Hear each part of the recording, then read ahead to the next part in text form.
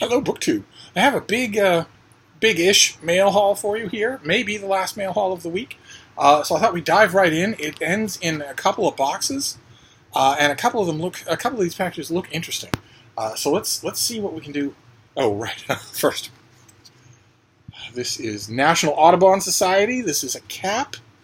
Jason Harrigan on his channel pointed out that all the cool booktubers are now doing their videos wearing caps.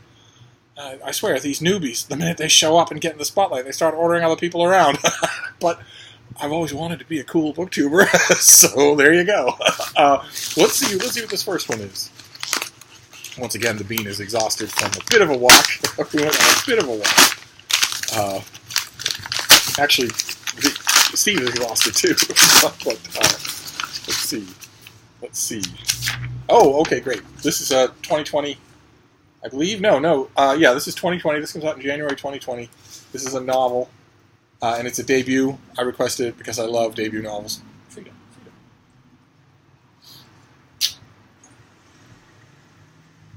She insists on sticking her face entirely up her own Suez Canal whenever we're on camera. She doesn't do it otherwise. But this is by Sean Adams, and it's called The Heap. And that's exactly what it's about. It's about a giant building that collapses. Standing nearly 500 stories tall, Los Verticales once bustled with life and excitement, as did Frida. She is now a heap as well. Now this marvel of modern architecture and non-traditional urban planning has collapsed into a pile of rubble known as the Heap.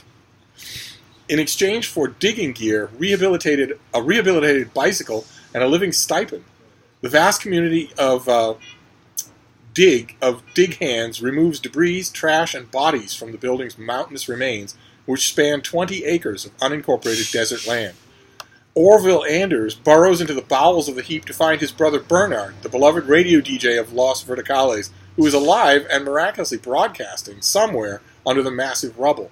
For months, Orville has lived in a sea of campers that surround the heap, working tirelessly to free Bernard, the only known survivor of the imploded city, whom he speaks to every evening, calling in to his radio show. That seemed interesting to me, so we will see. Of course, I won't touch it until the new year, but 2020 debut fiction. So I wish the author well. I wish him all the best. So let's see. Let's move on. This next batch is wrapped in a rubber band. Let's do that. As we make our way to the cardboard, we'll start off with the manila and make our way to the cardboard. Oh my, okay, alright. This comes out in February. This is another 2020 book that I won't be getting to until then, but I bet this is going to get reviewed absolutely everywhere. Just everywhere. This is by Martha Ackerman, and it is These Fevered Days, 10 pivotal moments in the making of Emily Dickinson. These Fevered Days, this is going to get reviewed everywhere. On August 3rd, 1845, young Emily Dickinson declared, "All things are ready." And with this resolute statement, her life as a poet began. Despite spending her days almost entirely at home, the occupation listed on her death certificate, Dickinson's interior world was extraordinary. She loved passionately, was ambivalent toward publication, embraced seclusion, and created 1,789 poems that she tucked into a dresser drawer. In this book, Martha Ackerman unravels the mysteries of Dickinson's life through 10 decisive episodes that distill her evolution as a poet. Okay, fantastic. So the author is a recipient of a Guggenheim Fellowship, and she lives in Western Massachusetts, where she led a popular seminar on Dickinson at Mount Holyoke College. Great. So February, a new and short and graspable study of Emily Dickinson that is going to bring reviewers out of the woodwork. Get your head out of your body. Okay, you're going to want to look at me with that mouth. All right, great. And certainly an antidote to there's a TV show called Emily that is allegedly about Emily Dickinson, but if you watch it, it's not about Emily Dickinson at all. I don't even recognize it at all. Nothing in it. So let's see. Oh God. Okay. All right. Well, you know, you can put as many Nobels as you want on this guy's shelf. It's just not going to do it for me. But you never know. All right. So this is from Yale. This comes out in a few days. This is Family Record, the finished, I have to say, lovely finished copy of Family Record by Patrick Modiano, translated by Mark Polizzotti. And the description This just isn't going to work for me. I mean, I've read now 10 of this guy's books, and in a vain attempt, always a vain attempt to understand the Nobel. Now I don't bother. The Nobel is irrelevant now because they gave it to Dylan, so they don't care about literary quality at all. But before that, I did care, and I would make a good faith effort to excavate why on earth anybody would give the world, what was then the world's foremost literary prize, to half the list of talentless hack non-entities that received it. And I tried with Patrick Modiano. I tried 3 or 4 of the books that Yale has reprinted dutifully ever since then, and I went to his originals. So I thought maybe it's a problem with the translator, but anyway. A mix of autobiography and lucid invention. See, but there won't be any lucid invention. It'll just be autobiography. As far as I can tell, this guy never wrote anything that isn't autobiography. This highly personal work offers a deeply affecting exploration of the meaning of identity and pedigree. With a signature blend of candor, mystery, and bewitching elusiveness, Modiano weaves together a series of interlocking stories from his family history. His parents' courtship in occupied Paris, a sinister hunting trip with his father, a chance friendship with the deposed King Farouk, a wishful affair with the daughter of a nightclub singer, and the author's life as a new parent. But there won't be any drama in any of those stories. It'll be, here's what happened next, and then here's what happened after that, and then here's what happened after that. And I remember these things fairly clearly. And I just thought I'd write them down. But maybe this, I have the advanced copy of this, I haven't got to it. Maybe this will be the one that finally clicks for me. That would certainly be nice. That would be very nice. Let's see if this next one is in an odd kind of envelope. Could be something from one of you. I thought we had covered that I like to send you things. Okay? Okay, yeah, this can't come from a publisher. This is a little bit of a falderall here to get in this. What is this? The slim thing, whatever it is. Okay, yeah, see, yeah, that didn't come from a publisher. What is this here? Around the World in 30 Years by Shirley Mayhew. Why do I know that name? Why do I know that name? Oh, it's a slim travelogue. Around the World in 30 Years. Traveling. It leaves you speechless, then turns you into a storyteller. And look at the author's picture. There she is with a baboon. I wish her better luck. Someday I will be drunk enough on camera to tell you my baboon story. It is not pleasant. It is not pleasant at all. But what am I to make of this book? What am I to make of this book? I wonder why I got it. It's a very small press. Might even be self-published. Great. Okay. All right. The envelope actually solves the mystery. This is a book sent to me by an editor for review at the Martha's Vineyard Gazette. So this author must have a connection to the Vineyard. I'll have to find out what that is. But boy, oh boy, I was disposed to like it anyway. So let's see. Great. Fantastic. Those of you might be new to the channel. I think there are some new people to the channel. I am a book reviewer. And that's all I do. I am a professional book reviewer, and I am the book reviewer for among other places, many other places. I am the book reviewer for the Martha's Vineyard Gazette, an old-style folded broadsheet newspaper on the island of Martha's Vineyard off the coast of Massachusetts, which is a wonderful place, an absolutely marvelous place, and also in the last 70 years has become sort of an enclave for wealthy tourists. Its population booms every summer. It was an absolute thrill this summer. It's hard to believe, but it's true. The summer is ending here in the Northern Hemisphere. It doesn't feel it, but it is. It feels it in the morning. You can definitely tell in the morning.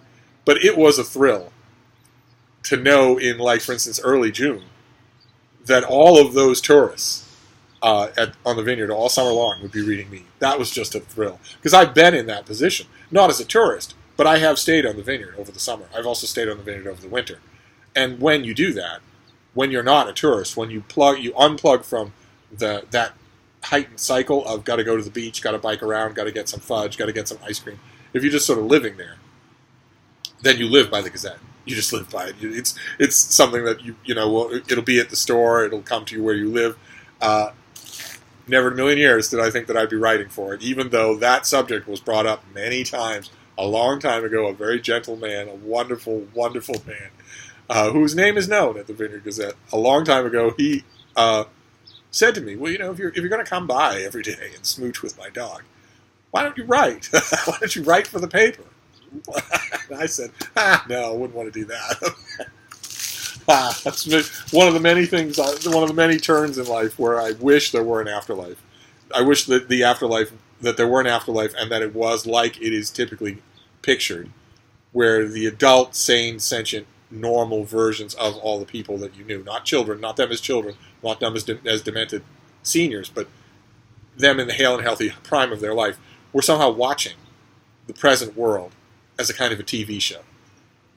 There are many times where I wish that fantasy were true. It is obviously not. But I wish, for instance, my father, of late and sainted memory, worked as a newsman for a long time before he took a responsible job, and would have been fascinated, I think, to know that I am doing that as well, that I am also that I worked for a long time in journalism, and that I am a freelance writer. I think he always wanted to be that, at least to do that on the side, and never had the time, with a job and a family and whatnot.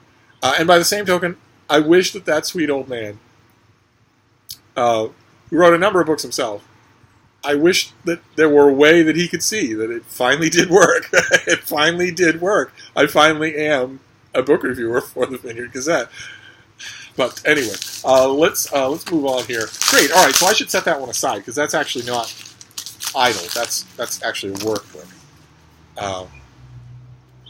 Okay. All right. Didn't know this was coming. This is from Pegasus Books. No, baby. There we go. Oh, what are you doing? Frida, you're going to cause a crash. Oh, there you go. This is by Stephen Tompkins, and it is called The Journey to the Mayflower, God's Outlaws, and the Invention of Freedom. The Journey to the Mayflower. Well, not too backlit here. We'll find out. Often it seems to me, my view of what I'm filming, often the video at the other end of it seems brighter, seems better than what it looks like to me. I don't know if that's just a reflection of the camera, the screen that I have here. This screen has seen better days. But we saw a book on this exact same subject, Making Haste from Paradise. Another book on the lives of the Mayflower Pilgrims before they hit the New World. So this is a 2020 book, January. And 2020 brings readers the 400th anniversary of the sailing of the Mayflower. Oh my. The ship that took pilgrim fathers to the New World. It is a foundational event in American history, but it began as an English story, which pioneered the first idea of religious freedom. The illegal underground movement of Protestant separatists from Elizabeth I's Church of England is a story of subterfuge and danger, arrests and interrogations, prison and execution. It starts with Queen Mary's attempt to burn Protestantism out of England, which created a Protestant underground. Later, when Elizabeth's Protestant Reformation didn't go far enough, radicals recreated that underground, meeting illegally throughout England, facing prison and death for their crimes. They went into exile in the Netherlands, where they lived in poverty, and finally to the New World, where they, I guess, pioneered the idea of religious freedom. But the author doesn't seem to pause for a minute at that bit about them living in the Netherlands, and I'm sure the author is not going to mention anywhere in the course of this book the 1,000 years of the Venetian Republic. But that's all right. I'm always up for things like this. I was not aware of the ghastly reality that we have a Mayflower anniversary in 2020. It makes me wonder. I mean, that'll flood the periodicals with articles on that subject, and also it'll flood the publishing world with books on that subject. Now I'm wondering, what other big anniversaries are we coming up on in 2020? Oh my. Something could be much worse than that. I guess I should look into that and see. Like, for instance, what happened in 1920? Is anything really big happened in 1920 that doesn't involve Babe Ruth? Let's see. Let's see what this next one is. Okay, no sheet. No sell sheet for it. But the book is by J.S. Farber, and it is called Heaven on Earth: How Copernicus, Brahe, Kepler, and Galileo Discovered the Modern World. Foundations of Astronomy. Wow. Okay. So J.S. Farber attended Bard College and is completing a Ph.D. in computer science at the University of California at Riverside, where he teaches. So does that mean he's really young? I'll have to look him up. There's no picture. I'll have to look him up and see. Interesting. No mention of another book either. I wonder if this is his first book. I wonder if he's really young. Well, anyway, let's see what we have here. I don't have the sheet, so today we take for granted that a telescope allows us to see galaxies millions of light years away, unless you're half of America. One half of America doesn't believe that. But before its invention, people used nothing more than the naked eye to fathom what took place in the visible sky. So how did 4 men in the 1500s of different nationality, age, religion, and class collaborate to discover that the Earth revolved around the sun? With this radical discovery, they created our contemporary world, and with it, the uneasy conditions of modern life. Heaven on Earth is an intimate examination of this scientific family, that of Nicholas Copernicus, Tycho Brahe, Johannes Kepler, and Galileo Galilei. And the author juxtaposes all 4 of them. Oh, fantastic. All right, so a cooperative biography. Sort of okay, so this comes out, oh boy, oh man, you're kidding me. This comes out on the 3rd of December. That's not good. It's going to get buried. Wow. All right, well, I will certainly review it, so we'll see. This next one is Wafer Thin. Could be a slim volume of poetry. Let's see here. In order to find out what it is, the package will have to work. There we go. Let's see here. No, it's not a slim volume of poetry, I don't think. No, it's an essay. It's called The Heart of Maleness by Raphael Leger. Look at that. Tiny little thing. The Heart of Maleness.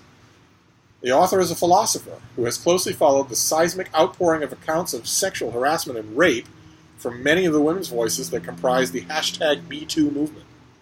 Deeply compelled by the movement's importance and fueled by a personal sense of disgust and dismay, the author draws on his academic experience to lay bare the pernicious and disturbing logics at the core of gender inequality. Okay.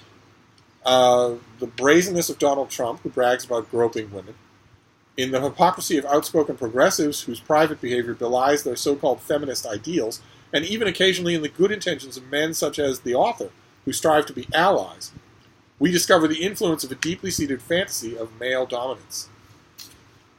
Conscious of his position as a white, affluent, heterosexual, cisgender male, Leger does not engage with #MeToo through the privilege of false sense of distance, nor does he attempt to speak for women.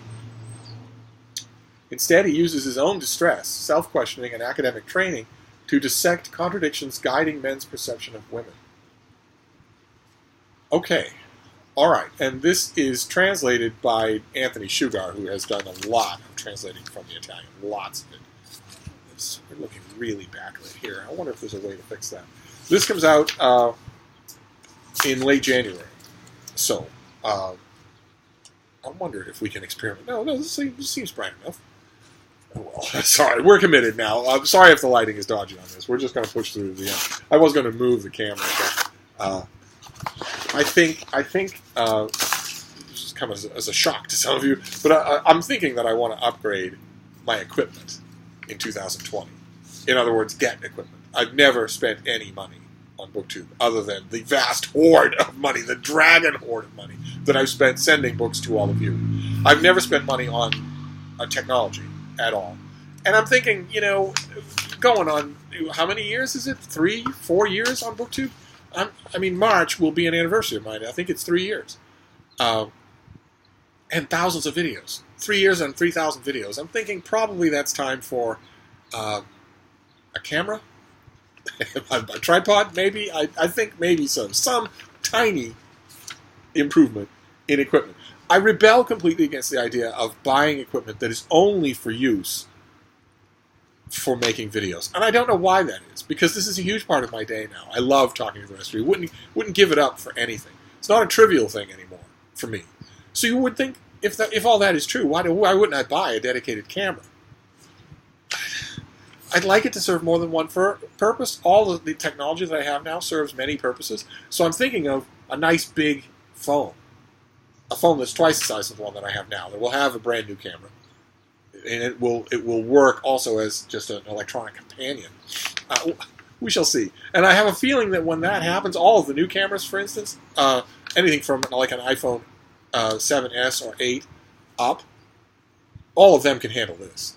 They can handle backlighting easily. They just fill it in and blank it out. They do it automatically. So we shall see. But anyway, probably none of you care.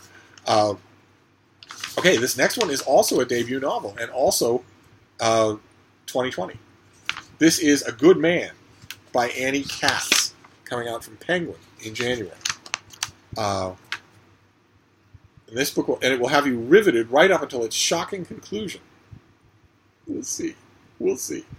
Thomas Martin is a devoted family man with an enviable life, a beautiful wife and a daughter, a well-appointed home on Long Island's North Shore, and a job at a prestigious Manhattan advertising firm. He is also a devoted son and brother, shielding the women in his life from the everyday horrors of the world. But what happens when Thomas's fragile ego is rocked? After grappling with his sense of self and his place in his family, Thomas's world unravels and ultimately he commits unspeakable acts. But by shifting back and forth in time, the author intentionally creates tension and discomfort that will have readers squirming in their seats. She makes us question what aspects of Thomas's narration are real and what are imagined, ultimately making him unreliable. Sometimes he casts himself as a victim, and at other times a monster. Like Leela Salami's The Perfect Nanny, this story is engaging, disturbing, and impossible to put down. Okay, and it's a debut. Great. So, all right, fantastic. So the author is a writer, photographer, and teacher. She was born and raised on the South Shore of Long Island and holds an MFA in photography from Columbia College Chicago and a BA from Yale, and of course she lives in Brooklyn. So we shall see. I'm hoping that it's well done. Hoping that it's not it's not like quite a few debut novels that I get where you get the strong impression that the workshop hothouse flower, the Brooklynite workshop hothouse flower that wrote the thing, thinks that they are inventing the unreliable narrator. They're thinking, I have a narrator for this story, and get this, he sometimes lies. I'm hoping that isn't the case. Okay. This next one's a finished copy of something that we saw already. This is a September book? October. This is Eric Lichtblau.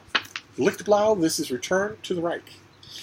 That's not so bad, is it? You can at least see those. You're all upset that Frida left the camera, but she comes and goes as she pleases. So, this author won a Pulitzer Prize. He's a Pulitzer Prize winner, and in this book he tells the remarkable story of Fred Mayer, a German-born Jew who escaped Nazi Germany only to return as an American commando on a secret mission behind enemy lines. Fantastic. Well, this author is, let's see, he's a two-time Pulitzer Prize-winning journalist. And he's the best-selling author of The Nazis Next Door, which I loved, and Bush's Law, the remaking of American Justice, which I think I read. And he's a frequent guest on news shows like NPR or MSNBC, and he lives outside of Washington, D.C. And this is yet another World War II micro-history. We've seen so many of them, especially in the second half of the year, so many little stories like this from the larger tapestry of World War II. No, not criticizing that. It's just I didn't see that coming, and that has been big. Oh my, okay. All right, we saw this just the other day. This is a double. Somebody sent me a double of this. Okay, so this is... Wow, that's lots of blurbs. I didn't notice that the first time. This is... Oh, I didn't notice it the first time because I don't think I got a pub sheet the first time. This is due in a week. This is due in late September. And this is Steel Crow Saga by Paul Kruger. An ambitious-sounding fantasy novel with a central cast of 4 characters. A soldier, a prince, a detective, and a thief. This band of rogues and royals should all be enemies, but they unite for a common purpose, to defeat the unstoppable killer who defies the laws of magic. So it's a big fantasy novel. And I now have a double. So if one of you would like to try your hand at reviewing fantasy, I'd be happy to send this to you, provided that you live in America.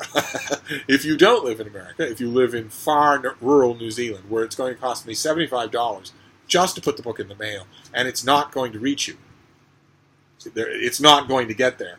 If that's the case, then maybe if you want to try your hand at reviewing fantasy, you could maybe, I don't know, buy a new book or a newish book from your bookstore, or try your luck at NetGalley, see if you can download an electronic copy, something like that. But if you live in a place that isn't going to cost me $70 that I might as well just throw in the gutter, then feel free to sing out in the comments field, because I don't think I'm going to review this. If I can find somebody who's much more attuned to fantasy, I'd rather they do it than me. And now we have the boxes. We'll start with this one. The second one is big, and I think came from one of you, because it doesn't look like it came from a normal publisher. So what is this? What is this?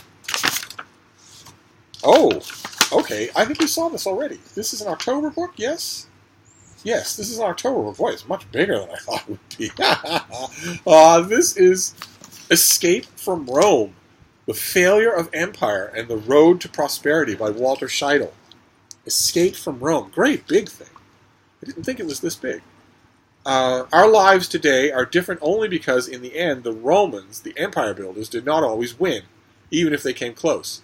Their failure to do so may have been our biggest lucky break since an errant asteroid cleared away the dinosaurs 60 million years earlier.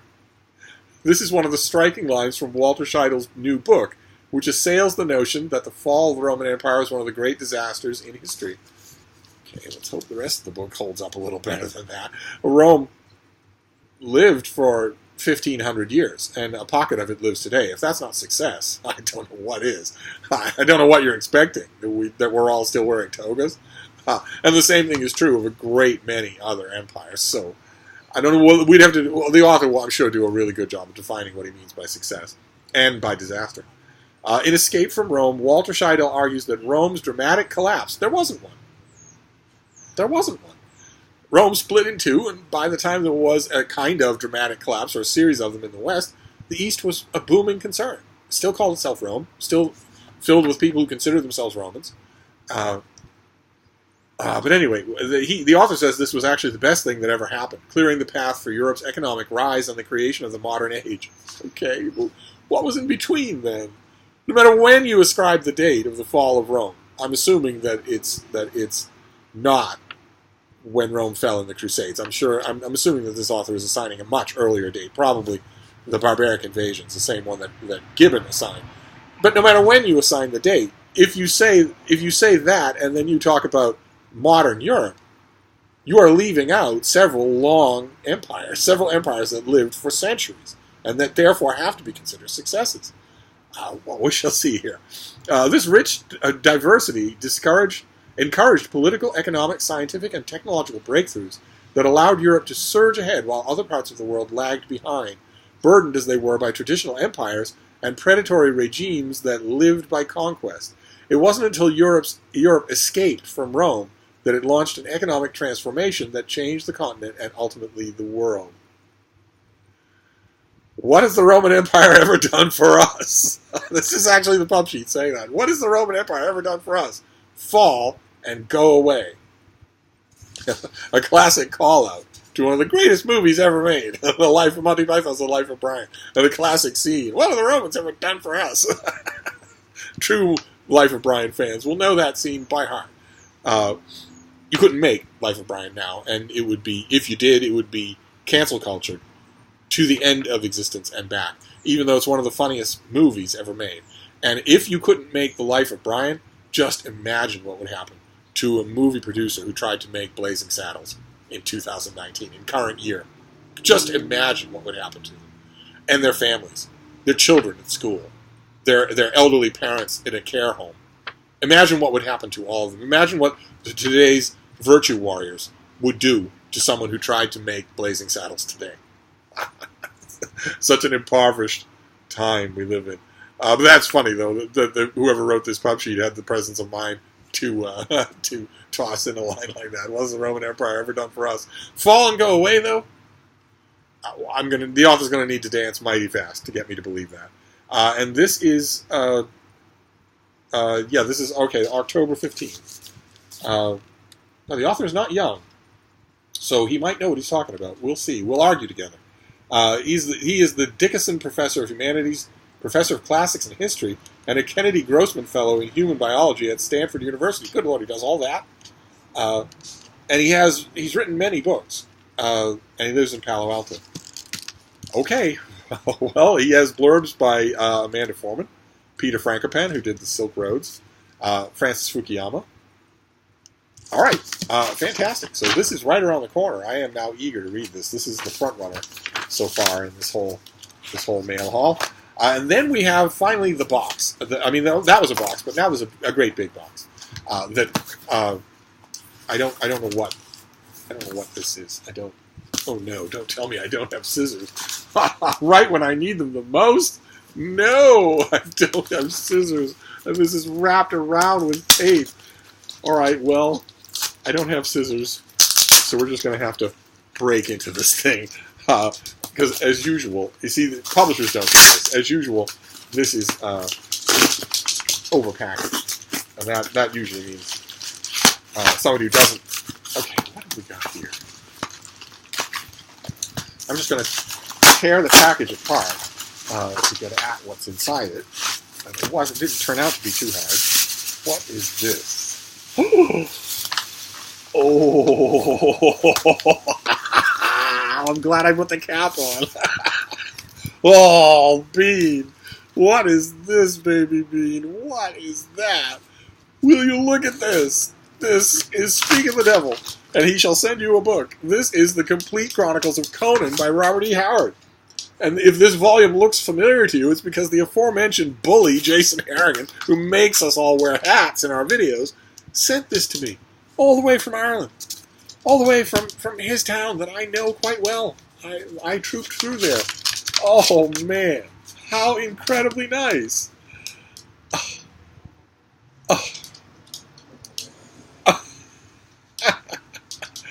Oh, man, how wonderful. And a wonderful card. Well, now I'm sorry that I assassinated his character. You still have to wear your caps. All of you out there who are watching this, if you're going to make a video, any video in the future, you've got to have a cap on. Jason says so. And he's kind of a tyrant. Boy, I can't thank you enough. Oh, how wonderful. So what is actually in here? This is the centenary edition, the Complete Chronicles of Conan, and it's illustrated by Les Edwards.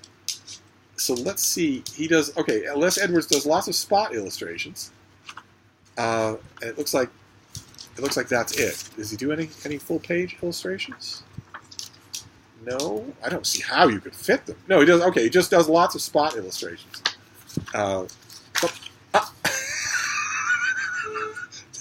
Jason included a bookmark with a tassel.